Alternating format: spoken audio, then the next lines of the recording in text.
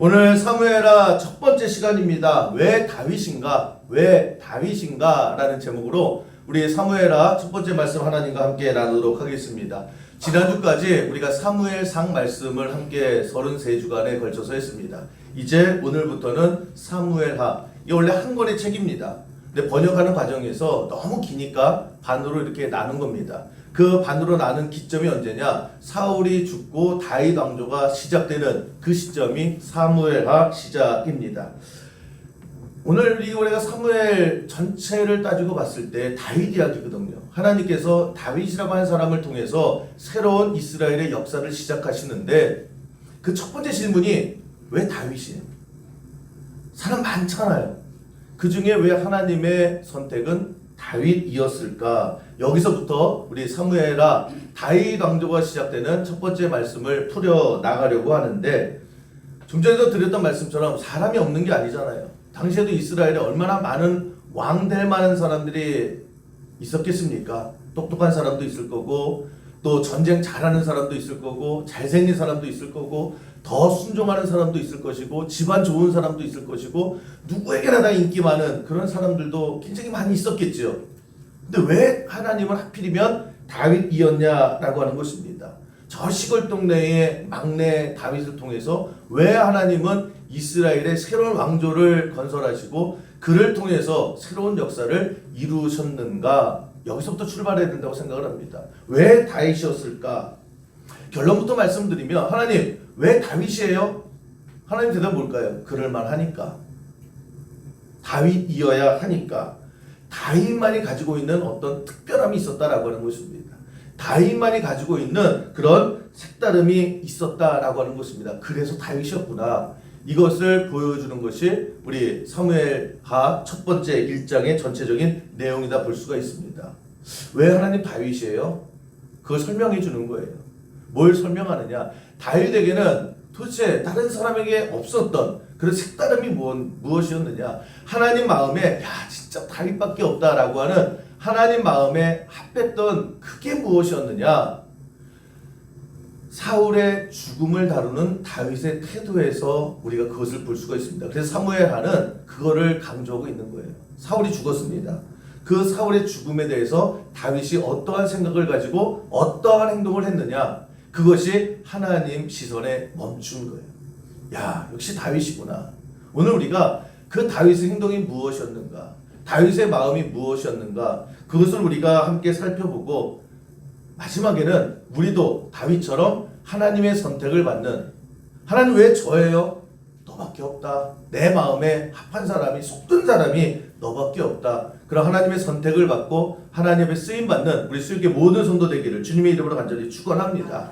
그래서 시작이 그거예요. 이스라엘과 또 블레셋이 나라의 운명을 건 그런 전쟁을 했습니다. 그것이 길보아 전쟁, 길보아에서 했기 때문에 길보아 전쟁이라 하는데, 결국 사울이 이끄는 이스라엘 군이 전멸을 합니다.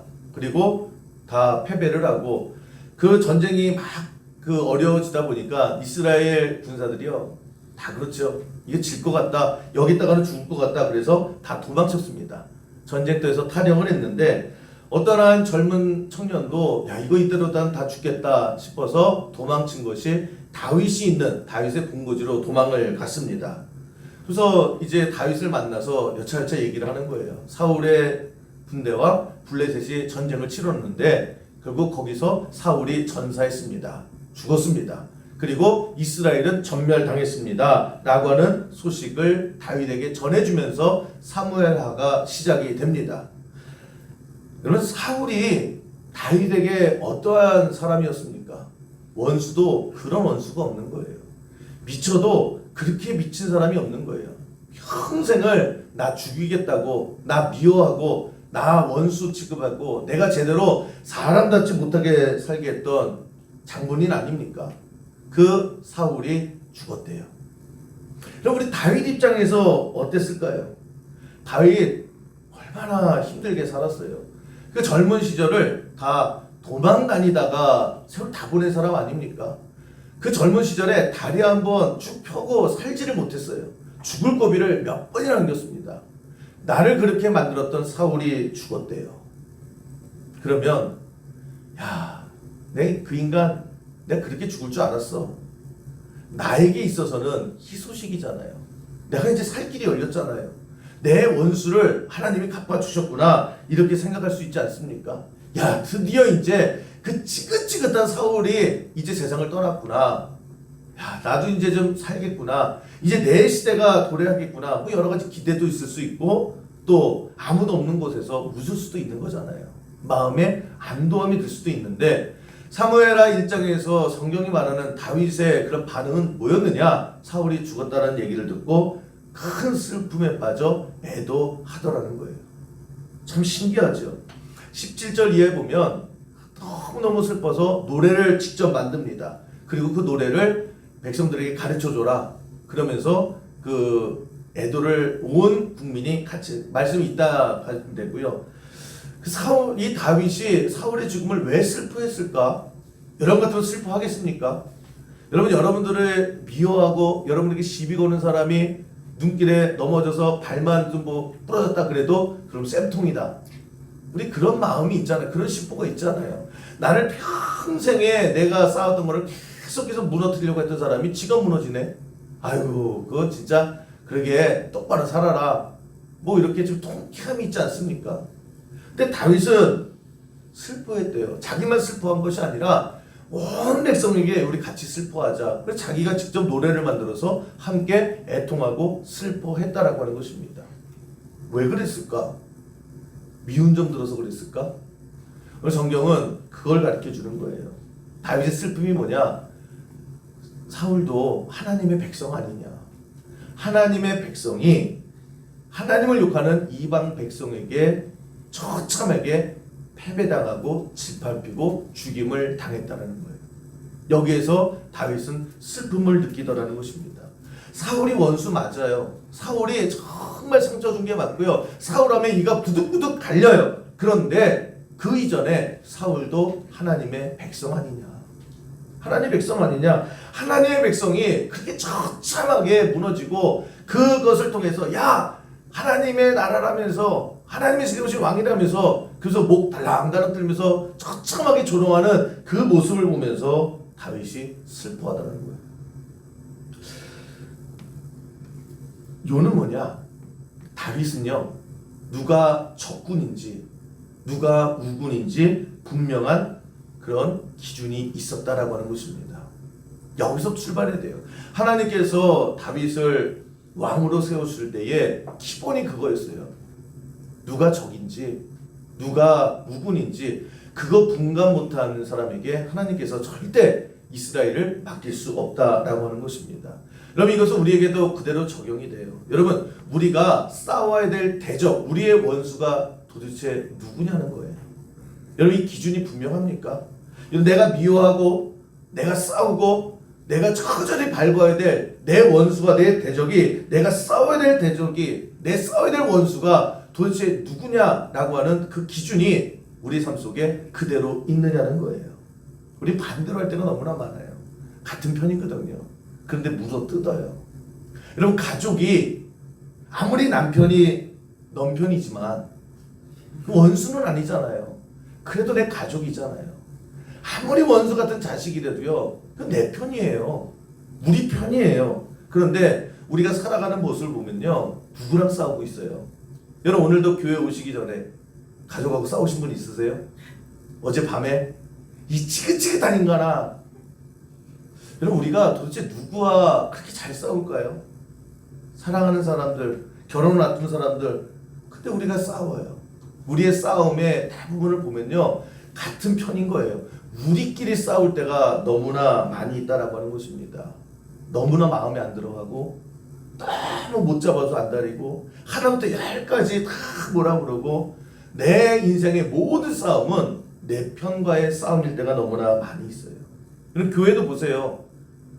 여러분 이거 여러분 주변을 보세요. 이거 우리예요. 우리 교회잖아요. 여러분 주변 한번 쓱 한번 훑어보세요. 이게 막입니까? 하나님의 백성들이고 우리예요. 우리 수영교회고 우리 성도고 우리 집사님이고 우리 권사님이고 우리 목사님이 우리잖아요. 우리 같은 편입니다. 우리 하나님 편이잖아요.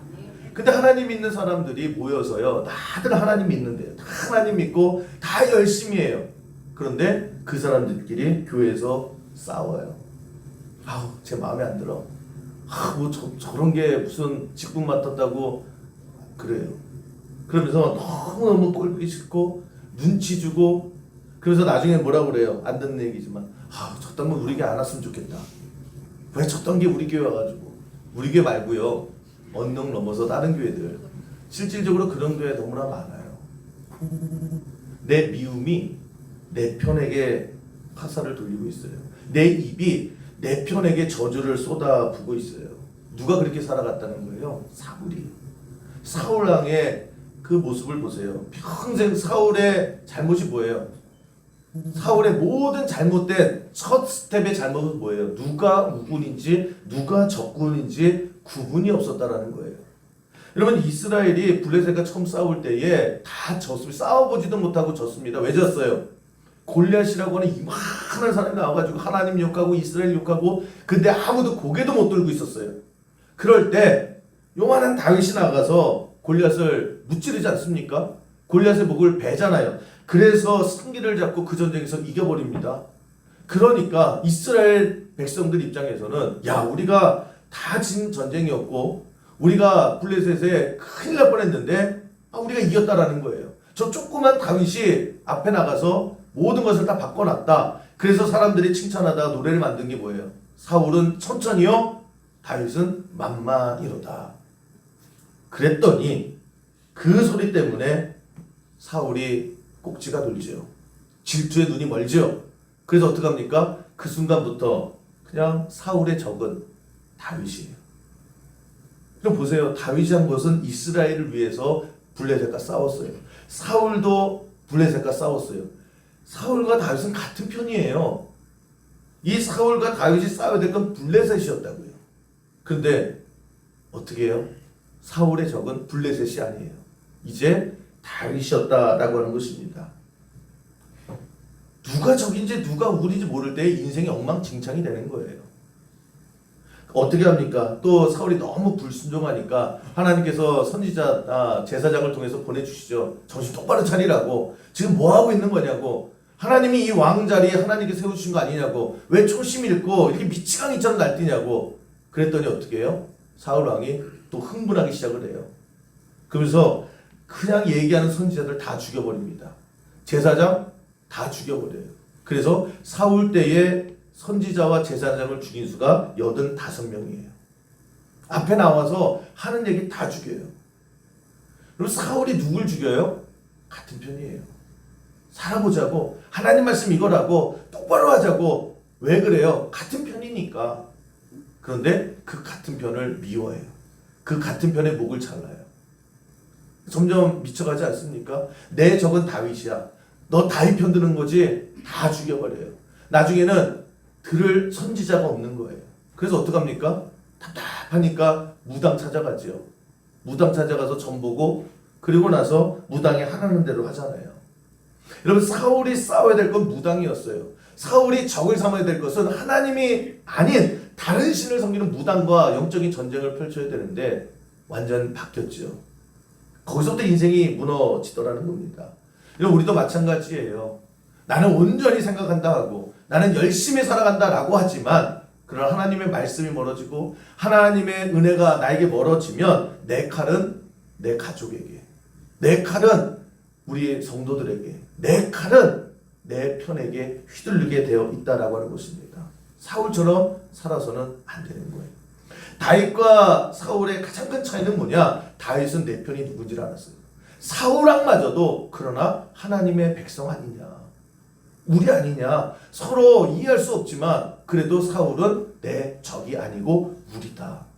그래서 그의 죽음마저도 애도했다라는 거예요. 사울은 내 적은 너야. 같은 편에게 칼을 휘두르고 같은 편에게 상처 주고 같은 편을 무너뜨리는데 인생을 다 쏟아 부었다라고 하는 것입니다. 여러분, 우리도 마찬가지 신앙생활 하는 데 있어서 여러분, 하나님 말씀이 무조건 나를 살리는 거예요. 하나님께서 우리를 무조건 살리시기 위해서, 나를 복되게 하기 위해서, 나에게 은혜 주시기 위해서 주시는 말씀인데 우리는 때로는 하나님의 말씀도 적처럼 여겨요. 나 하나님 말씀이 너무 짐스러워요. 하나님 어떻게 하나님 하시는 말씀은 어떻게 내 마음에 다 이렇게 무거운 짐으로 여겨져요. 그러면서 하나님 말씀을 적대시하고 하나님 말씀을 전하는 사람을 우리는 싫어할 때가 너무나 많이 있다라고 하는 것입니다. 이렇게 생각하면 돼요. 여러분, 우리가 맨몸으로 큰 강을 건너는데 이 급류가 너무 센 거예요. 그러니까 내 몸 하나도 휘청휘청해서 물에 떠내려갈 것 같은 거예요. 그런 위기의 순간에 하나님께서 뭐라고 말씀하시냐면 이만한 돌덩이를 나에게 줘요. 야, 너 이 강 건널 거지? 이거 짊어지고 가. 이 돌 메고 가. 그때 우리는 신경질이 나잖아요. 아니, 하나님이 되셔가지고 배는 주지 못할 망정, 아니 끈은 주지 못할 망정, 나 이거 고생하는 거 안 보여요? 나 이거 급류에 떠내려가 아슬아슬한데 여기에 무슨 큰 돌멩이까지 져주세요. 도대체 하나님이 나의 적군이에요, 우군이에요? 우리 그런 의심을 해요. 그런 불평을 할 때가 얼마나 많이 있습니까? 내 사정 뻔한데 아니 뭘 하라는 거예요, 하나님? 하나님 말씀이요 굉장히 신경질적으로 다가올 때가 있어요. 아니 싫은 거예요. 근데 그 강을 그래도 그냥 짊어지고 건너는 사람이 있는 반면에 에이, 하나님이 보고 나 살아야지 그리고 집어던지고 그냥 강물 건너는 사람이 있지요. 근데 그 강을 건너보세요. 누가 강을 건너요? 큰 그런 바위를 지고 간 사람이 급류에 떠내리지 않고 지나가더라는 거예요. 왜요? 그 급류가 가운데 가면 너무 센 거예요. 나 혼자 못 버텨요. 그래서 떠내려가는데 그 큰 돌덩어리가 내 무게의 중심이 되더라는 거예요. 너무 힘들죠. 너무 힘들어요. 그런데 그냥 하나님 믿고 하나님은 내 편이고 하나님은 나를 살려주시는 거고 도무지 이 돌덩이를 내가 왜 들고 가야 되는지 모르겠지만 그러나 하나님 내 편입니다. 그래서 순종하는 거예요. 그래서 강을 건너는 거죠. 한 발짝 한 발짝 건널 때마다 너무너무 힘들어요. 그런데 건너가서 뒤돌아봤더니 어떻게 해요? 이 돌이 나를 강물에 떠내려가게 안 했구나. 그거 알게 되는 거 아닙니까? 근데 우리는 하나님 말씀대로 사는 게 그렇게 쉽지 않다고 얘기해요. 늘 무겁고 하나님이 나에게 관심 없고 하나님 나에게 늘 부담만 주시는 것 같고 근데 나중에 지금까지 여러분 2023년도 한번 뒤돌아보시면요. 그 무거운 짐이 과연 나를 짓누르는데 사용되었을까? 그 급류를 떠나지 않게 하는 하나님의 무게였다라는 거예요. 그래서 우리는 하나만 믿고 가면 됩니다. 하나님 우리 편이에요. 하나님 내 편이에요. 다윗의 시편이 다 그 얘기 아닙니까? 내가 다 이해해서 하나님 말씀을 순종하는 게 아니라 하나님이 내 편이시니까 하나님과 내가 우리니까 내가 하나님 믿고 돌멩이를 치라면 치고 가겠습니다. 나오라면 나오겠습니다. 가라면 가겠습니다. 하나님 내 편이시니까. 여러분 수영교회 신앙생활은 여러분도 이 신앙의 믿음을 가지고 하나님 내 편이십니다 라고 하는 고백 속에 담대하게 하루하루를 살아가는 은혜가 있기를 주님의 이름으로 간절히 축원합니다. 하나님 내 편인데 자꾸 의심하잖아요. 내가 이해 못하겠다고 안 하잖아요. 여러분 사울이 죽었다 그러면 다윗 기쁘지 않습니까? 그냥 내 개인적으로 봤을 땐 진짜 내 그 인간 그렇게 될 줄 알았어. 그때 할렐루야 하나님 찬양합니다. 그럴 수 있을 것 같아요. 그런데 노래까지 만들어요. 사람들이 희죽희죽하니까 너 그러지 말아라. 온 백성이 그 미치광이 왕 그거 잘 갔네 내가 그럴 줄 알았어. 그럴 때에 노래를 만들어서 같이 슬퍼하자 그래요. 그게 17절 18절 내용입니다. 보시면 다윗이 이 슬픈 노래로 사울과 그의 아들 요나단을 조상하고 명령하여 그것을 유다 족속에게 가르치라 하였으니 곧 활노래라. 저 활노래가 뭐냐면 활 잘 쏘는 영웅이 죽었다. 그 활을 통해서 나라를 구한 영웅이 죽었다. 그러니까 사울이 활을 그렇게 잘 쐈다라는 거예요. 그래서 다윗이 그렇게 죽은 사울에 대해서 끝까지 영웅으로 높여주더라는 거예요. 우리는 안 그러잖아요. 아무리 활을 가지고 나를 구했어도요. 내 원수가 죽었으면 그 인간 활 팔아먹은 놈이야. 우리 그렇게 역사를 왜곡할 때가 있잖아요. 다윗이 잘한 게 뭐냐면 같은 편이에요. 내가 싫어요. 나를 싫어해요. 서로 우측에서 안달이지만 우리 한편이에요. 그 한편이 무너지고 그 한편이 죽었을 때에 끝까지 그러나 그를 높여주고 존중해주는 마음이 있더라고 하는 것입니다. 이 마음이요. 그래서 잠언 24장 17절에도 이렇게 설명을 하고 있습니다. 내 원수가 넘어질 때에 즐거워하지 말며 그가 엎드려질 때에 마음에 기뻐하지 말라. 여호와께서 이것을 보시고 기뻐하지 아니하신다. 이렇게 설명을 하죠. 우리는 안 그렇잖아요. 근데 여러분 우리가 하나님 보시기에 그 마음의 중심 봤을 때에 좀 색다르고 조금은 독특해 보여도 여러분 내 원수가 넘어질 때 그때 얼마나 속이 후련해요. 우리 그런 마음 있지 않습니까? 저 쌤통이라고 나와 경쟁하는데 그렇게 경쟁하면서 저 가게가 나의 가게를 그렇게 못살게 굴었어요. 근데 저 가게가 홀딱 망해버렸네요. 아유 이놈 쌤통이다. 우리 그런 마음을 가지고 있을 때 다윗의 마음은 뭐였느냐? 그거 가지고 기뻐하지 않았다는 거예요. 같은 편이기 때문에 싸워야 될 대적과 그리고 품어야 될 우군이 누구인지를 알게 되었고 그것이 하나님 마음에 귀하게 여겨지더라는 거예요. 다윗이 잘나서가 아니라 다윗이 뭔가 능력이 있어서가 아니라 그 마음이요. 왜? 그 마음이 있어야 이스라엘을 맡길 수 있는 거잖아요. 이스라엘이 왕이 돼서 누가 적인지 누가 우군인지 누구와 싸워야 되는지 누구와 손잡아야 되는지를 엉망진창이 되니까 사울처럼 되더라고 하는 것입니다. 여러분 우리가 인생을 살아가면서 정말 우리가 분명하게 될 것은 뭐냐? 내가 싸워야 될 대적이 누구냐는 거예요. 여러분들이 누구와 싸워야 됩니까? 근데 같은 벽길이요. 그냥 아이고 저거 잘됐다. 저거 잘됐다. 내 그럴 줄 알았다. 여러분 우리 사회의 전반적인 문제가 다 그거잖아요. 여러분 우리 지금 사회도 되게 싸워요. 우리 같은 민족이에요. 의견은 다를 수 있어요. 그런데 그냥 죽기만을 바라는 거예요. 아예 다시는 일어나지 말게.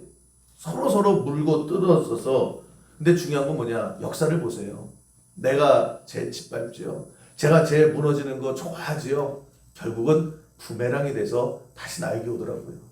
그러면 또 저 사람들이 나를 또 조롱하고 너는 안 그럴 줄 알았냐? 계속해서 반복되더라고요. 이럴 때에 여러분 나를 미워할 수 있어요. 나를 미워하는데 그럼 나도 상처받지요. 나를 수치스럽게 만드는데 그럼 나도 상처받지요. 그럼에도 불구하고 다윗이 보여줬던 게 뭐예요? 하지만은 여러분 억장이 얼마나 무너졌겠어요. 얼마나 상처를 받았겠습니까? 그러나 활노래를 불어서 그러나 끝은 존중해 줄 알더라는 거예요. 그 마음의 씀씀이 왜요? 그래야 저주가 끊기니까.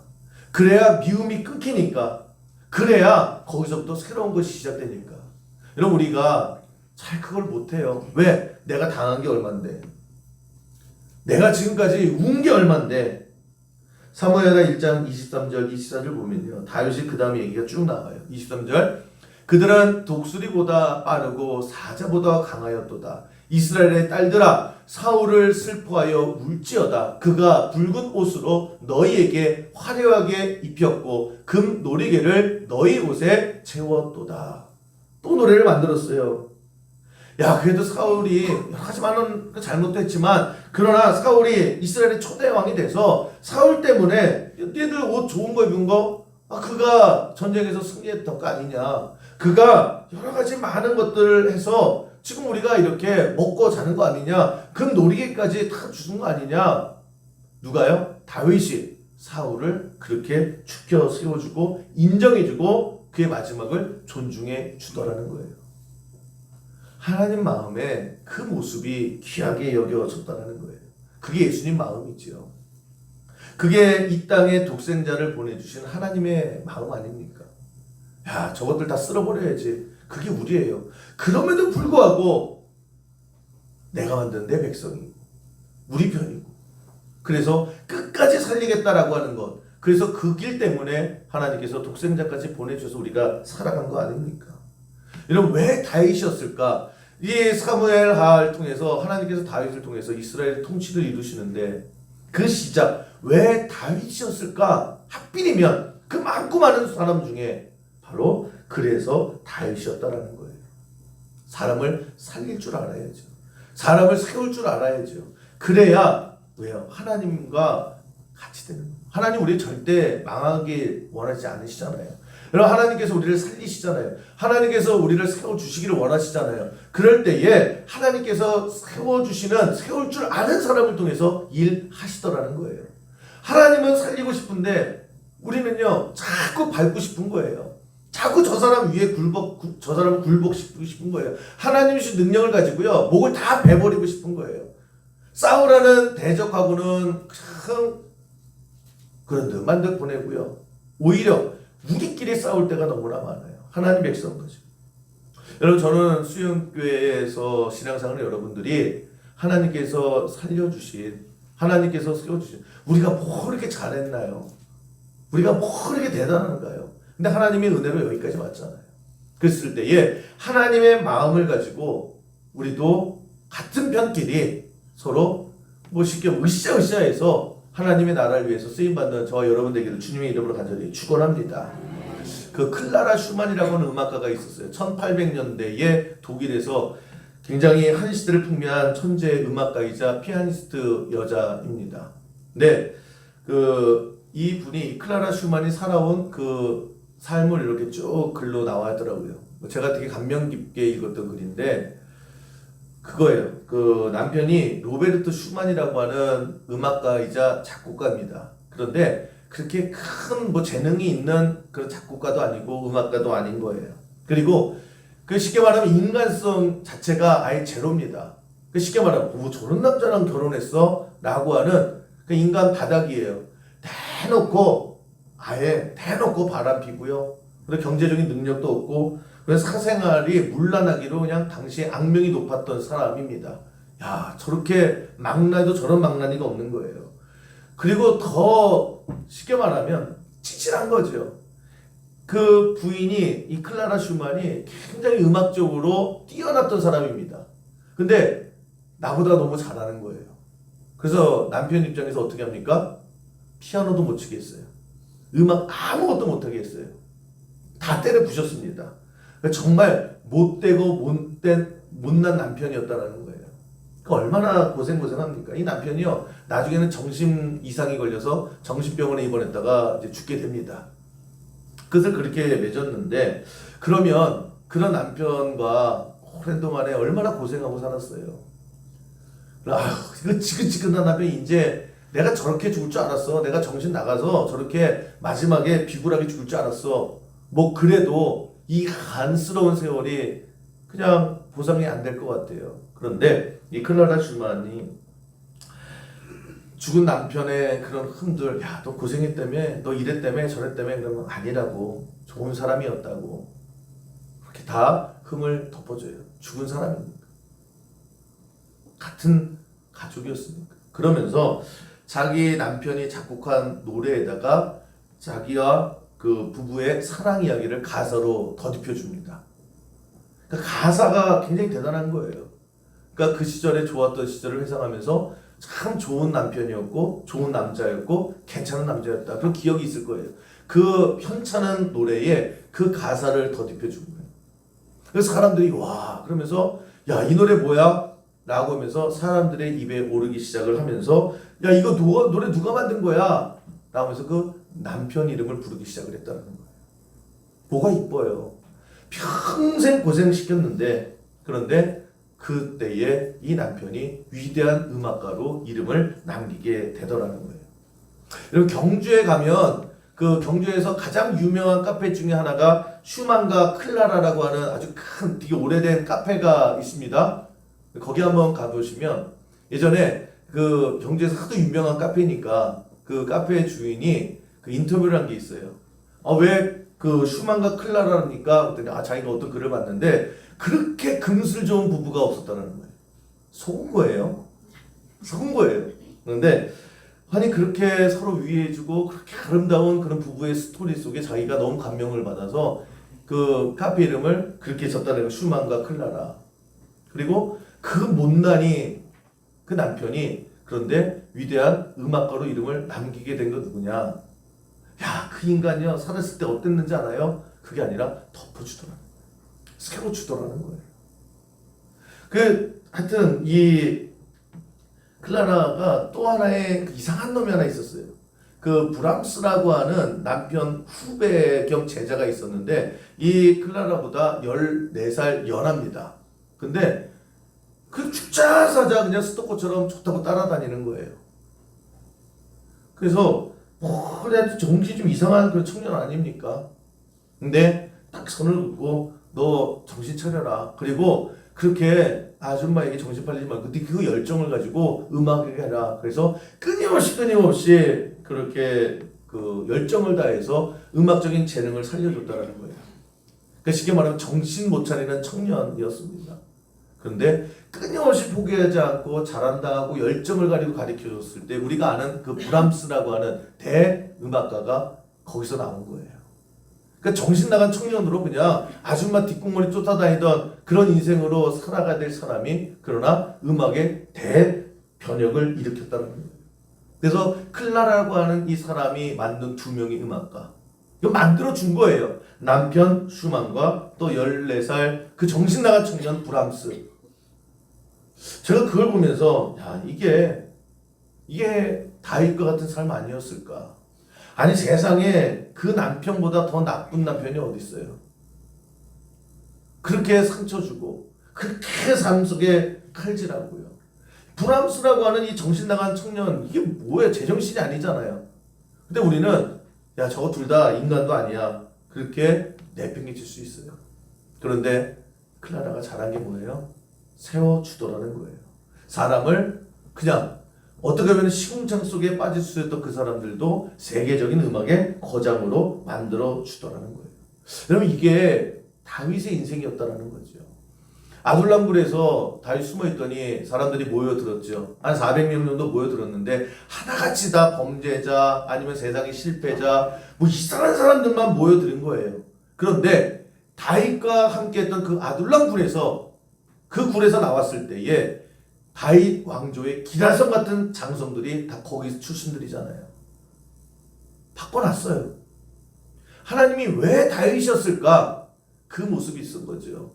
야 우리가 이 동굴에 같은 우리 편인데 야 너는 그렇게 살았어 인생을 야 너는 그렇게 살았어 서로 헐뜯고 서로 싸웠다면요 아둘람굴은 지옥굴이었을 거예요. 그런데 다윗 한 사람이 있었을 때에 그 실패 그 처절한 이상한 사람들이 이스라엘의 개국공신이 되고요. 이스라엘의 대장군들이 돼서 하나님의 역사를 이루는데 기둥들이 되더라는 겁니다. 쟁쟁한 인물들은요 다 아둘람굴에서 나오더라는 거예요. 여러분 우리 이렇게 살아야죠. 그래서 다윗이었다라는 거예요. 여러분 저도 내 마음대로 내가 미워할 사람 같은 편이지만 같은 편이 어디 있어요. 그리고 짓밟는 것이 아니라 내가 적군이 누구인지 무군이 누구인지를 알고 품어줄 수 있을 때에 그것이 우리 인생의 그릇이 될 줄로 믿습니다. 조선시대 때 부간참시라고 있었어요. 그러니까 부간 시체를 끄집어내서 목을 자르는 그런 게 있었어요. 연산군 때 거의 대부분이 있었습니다. 연산군이 미쳤잖아요. 그래서 김종직, 뭐 정여창이라고 하는 사람 자기 외할아버지거든요. 자기 외할아버지도 무덤 파가지고요 시체 목을 자르고 우리가 아는 한 명의 뭐 이런 사람들 그렇게 만들어 놨습니다. 보면 잔인한 거예요. 근데 우리 마음속에 그런 부간참시에 대한 그런 피가 막 있단 말이에요. 밟아도 그 정도는 밟아줘야 되고 여러분 그렇게 살아가는 것이 아니라 여러분 하나님께서 주신 우리라고 하는 공동체 속에 좀 사랑할 줄 아는 사랑하는 여인이잖아요. 사랑해서 결혼한 남편이잖아요. 사랑해서 결혼한 아내잖아요. 그럼 우리 편이에요. 내 편이에요. 우리 교회가 우리예요, 우리. 근데 많은 경우 싸움의 대부분은요 우리끼리 싸워요. 저는 우리 수영교회 다니는 여러분들이 여러분의 가정이 정말 우리로 사랑으로 하나 되는 그래서 왜 흠이 없겠어요? 왜 여러 가지 마음에 안 드는 게 있겠어요? 그러나 우리잖아요. 품어줄 줄 아는 은혜가 있기를 주님의 이름으로 간절히 축원합니다. 교회도 그랬으면 좋겠어요. 교회가 다른 교회, 세상 교회 다 어쨌든 간에 우리잖아요, 우리. 우리예요. 수영교회라고 하는 이 하나님의 핏값을 세운 교회에서 우리가 됐잖아요. 서로 존중해 줄 줄 알고 서로 손잡을 줄 알고 그냥 축복해 줄 줄 알고 좀 위로해 줄 줄도 알고 무리잖아요. 무리라고 했을 때에 그냥 기 좀 살려주고요. 같이 기뻐하고 때로는 같이 슬퍼할 줄 아는 그 속에서 하나님의 역사가 일어나게 될 줄로 믿습니다. 우리 그렇게 살아야 되는 거예요. 여러분 같은 편끼리 절대 싸우면 안 돼요. 우리잖아요. 그 우리 속에서 귀하게 여길 줄 알고 다윗 다른 거 아니에요. 뭘 잘하는 게 있겠어요. 다윗보다 얼마나 잘하는 게 많은 사람이 있겠어요. 그러나 하나님께서 보신 것은 마음이죠. 그 마음이 있을 때에 맡겨도 되겠구나. 양도 우리 양이잖아요. 그래서 목숨 걸고 지킨 거 아닙니까? 그 형들도 마찬가지고 가족도 마찬가지고 이스라엘도 마찬가지고 크게 보면 사울도 나에게는 원수 같지만 우리잖아요. 그 마음이 있을 때에 하나님께서 이스라엘을 맡겨주셨다는 거예요. 여러분 하나님께서 마음 놓고 맡기실 수 있는 우리 수용교회가 되고 우리 성도가 되기를 주님의 이름으로 간절히 축원합니다.